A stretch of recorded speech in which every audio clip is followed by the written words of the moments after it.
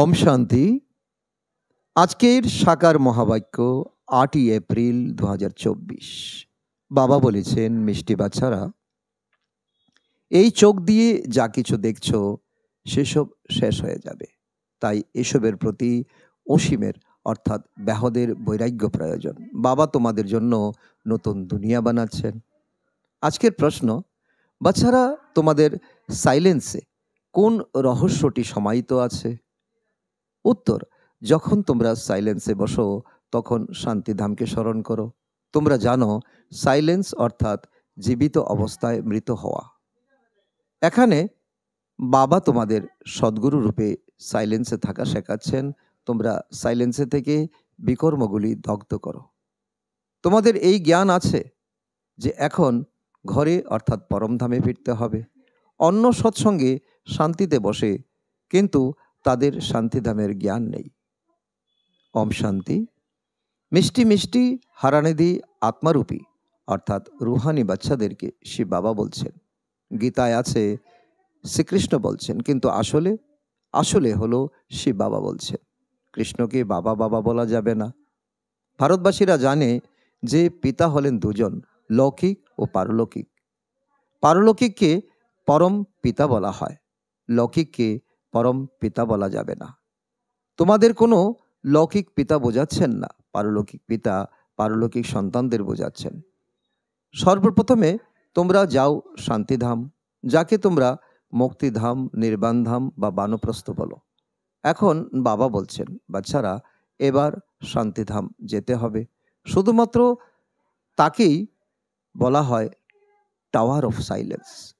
এখানে বসে প্রথমে শান্তিতে বসতে হবে। সব সৎসঙ্গে প্রথমে শান্তিতে বসানো হয়, কিন্তু তাদের শান্তিধামের জ্ঞানই থাকে না। বাচ্চারা জানে, আমাদের অর্থাৎ আত্মাদের এই পুরানো শরীর ছেড়ে ঘরে অর্থাৎ পরমধাম ফিরতে হবে। যে কোনো সময়ে শরীর ত্যাগ করতে হবে। তাই এখন বাবা যা পড়াচ্ছেন সেসব ভালোভাবে পড়তে হবে। সুপ্রিম টিচারও হলেন তিনি, সদ্গতিদাতা গুরু হলেন তিনি। তার সঙ্গেই যোগযুক্ত হতে হবে। এই একজনই তিনটি সার্ভিস করে, এমনভাবে অন্য কেউ তিনটি সার্ভিস করতেই পারে না। একমাত্র শিব বাবা সাইলেন্সও শেখান। জীবিত অবস্থায় মৃত তাকেই সাইলেন্স বলা হয়।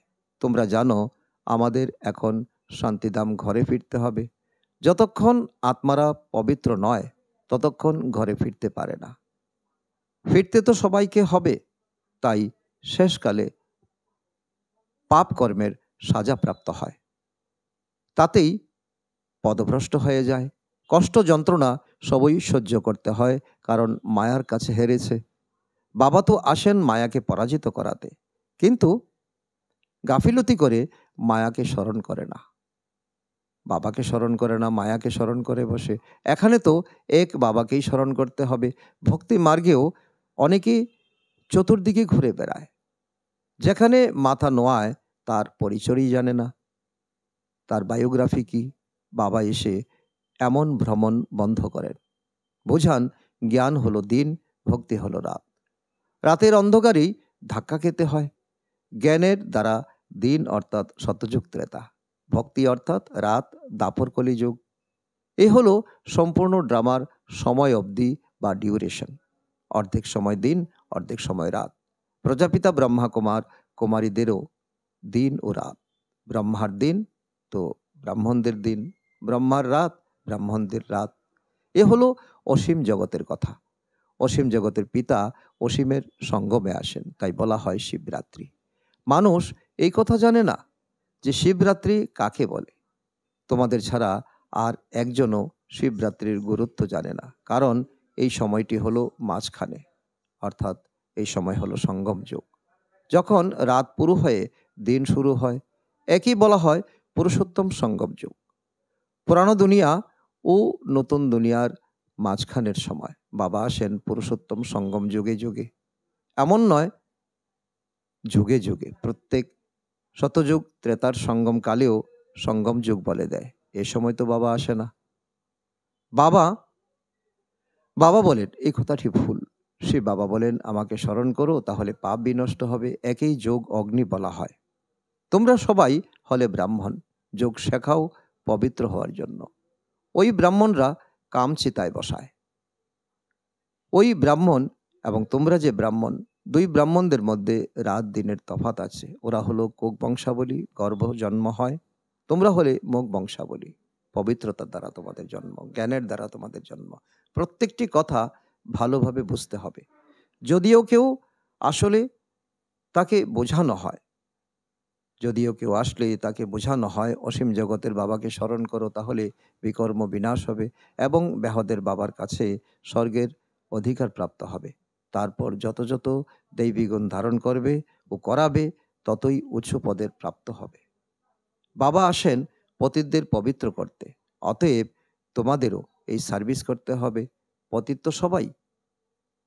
গুরু কাউকে পবিত্র করতে পারে না। পতিত পাবন হলো শিব বাবার। তিনি আসেনও এখানে। যখন সবাই পুরোপুরি পতিত অবস্থায় পৌঁছে যায় ড্রামা প্ল্যান অনুযায়ী, তখন বাবা আসেন। সর্বপ্রথমে বাচ্চাদের অল্প বুঝিয়ে দেন, আমাকে স্মরণ করো। তোমরা বলো, তাই না, উনি হলেন পতিত পাবন, আমাকে সুখের দুনিয়ায় নিয়ে চলো। আত্মিক বাবাকে বলা হয় পতিত পাবন, বলা হয় হে ভগবান বা হে বাবা, কিন্তু পরিচয় কেউ জানে না। এখন তোমাদের অর্থাৎ সঙ্গমবাসীদের পরিচয় প্রাপ্ত হয়েছে। তোমরা আস্তিক হয়েছ। তারা হলো নরকবাসী, তোমরা নরকবাসী নও।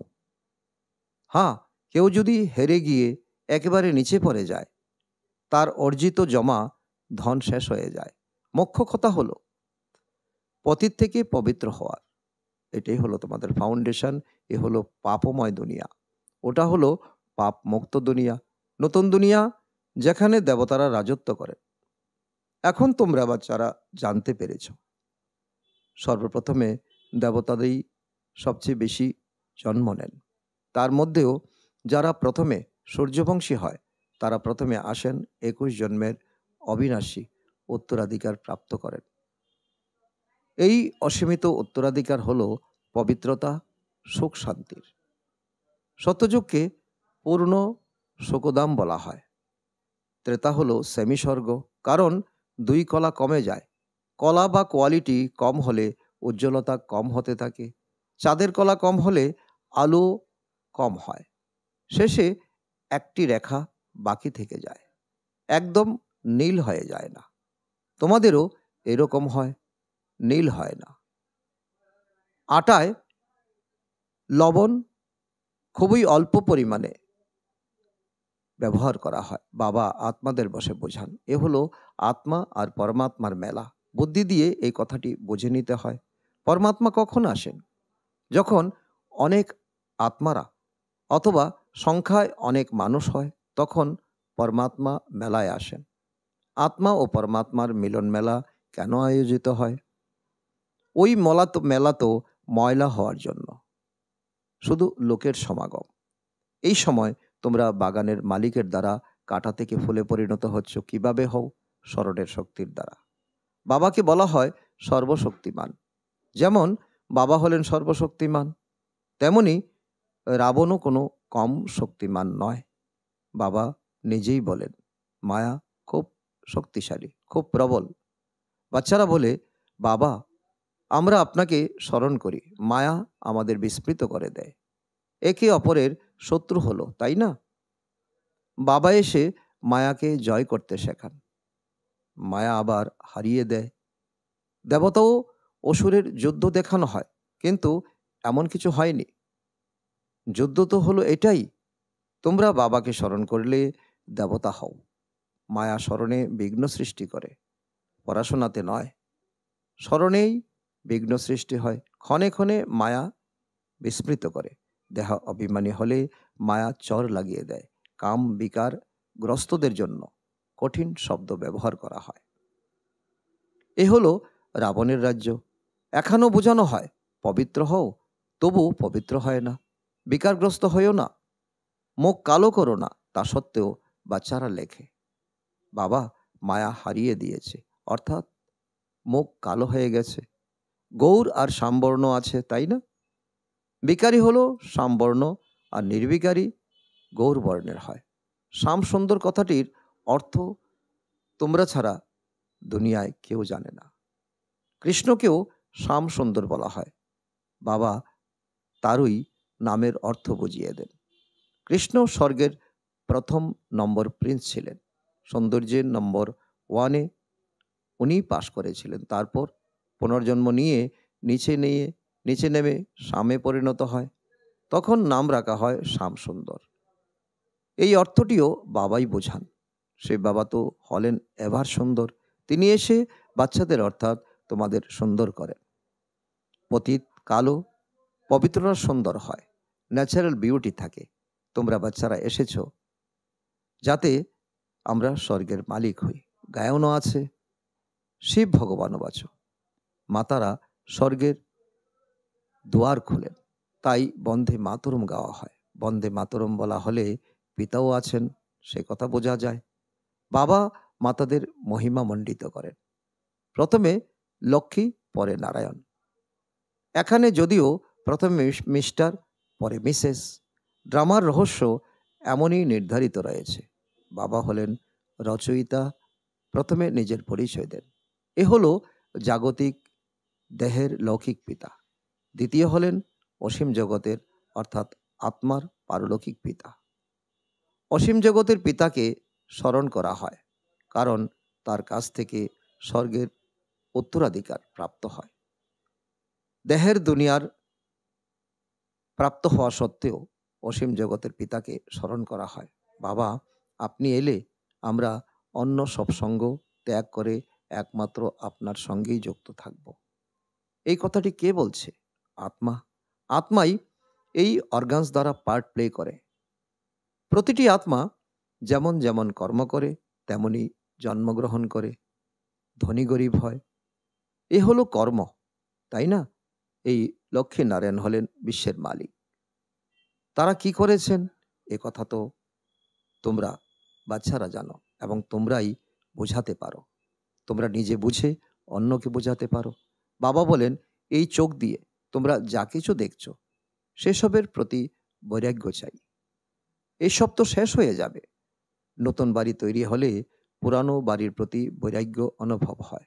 বাচ্চারা বলবে, বাবা নতুন বাড়ি করেছেন, আমরা সেখানে যাব।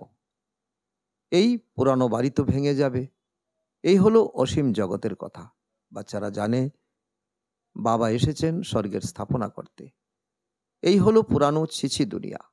তোমরা বাচ্চারা এখন ত্রিমূর্তি শিবের সামনে বসে আছো। তোমরা বিজয়ী হও।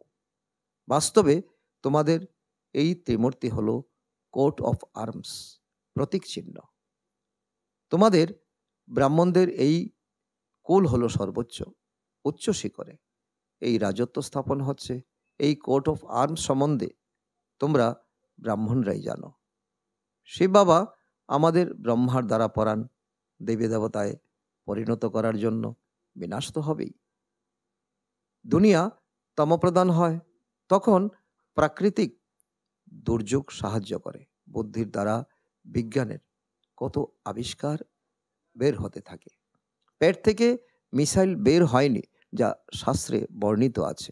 এ হলো বিজ্ঞানের আবিষ্কার, যার দ্বারা সম্পূর্ণ কুল ধ্বংস করে দেয়। তারপরও তারা তৈরি করে, বাচ্চাদের বোঝানো হয়। উচ্চ থেকে উচ্চ হলেন শিব বাবা। পূজা অর্চনা করা উচিত একমাত্র শিব বাবার আর দেবতাদের।